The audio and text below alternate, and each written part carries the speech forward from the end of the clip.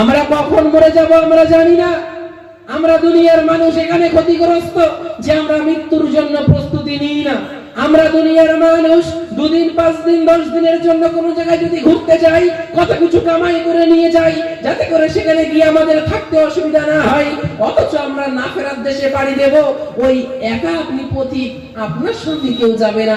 ওই কবরে যাওয়ার জন্য আপনি কতটুকু সরঞ্জাম কামাই করতে পেরেছেন?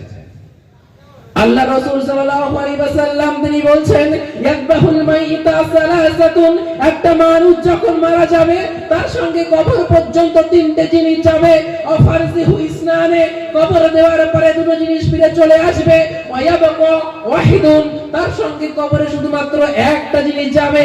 আল্লাহ রাসূল সাল্লাল্লাহু আলাইহি ওয়াসাল্লাম বলছেন, ইয়াকবাহু, একটা মাইয়িত কি ত্যাগ করে যাবে, আহলুহু ওয়া মালুহু ওয়া আমালুহু, তার আত্মীয় স্বজন তার সঙ্গে কবর পর্যন্ত যাবে, তার ধন সম্পত্তি তার সঙ্গে কবর পর্যন্ত যাবে, আর তার আমল তার সঙ্গে কবর পর্যন্ত যাবে। কবর দেওয়ার পরে 2টো জিনিস ফিরে চলে আসবে। আল্লাহ রাসূল বলেন, আহলুহু ওয়া মালুহু, এই কবর দেওয়ার পরে আত্মীয় স্বজন আর ধন সম্পত্তি ফিরে চলে আসবে। ওয়ায়াবকা, শুধুমাত্র আমার আপনার সঙ্গে যেটা কবরে থাকবে তার নাম আমালুহু, আমল।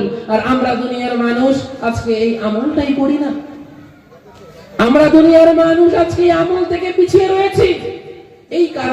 এর কারণ আমরা আমাদের সমাজের বাচ্চাদেরকে ছোটবেলায় অনেক কিছু শিখিয়েছি, কোরআন শিখাইনি।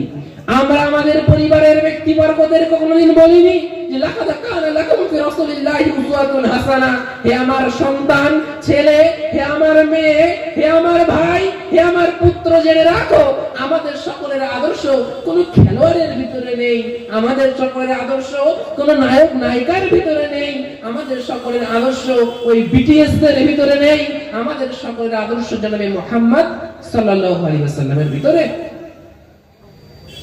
আমরা আমাদের পরিবারকে এই শিক্ষা দিতে পারিনি, এ কারণে আমরা আজকে ক্ষতিগ্রস্ত।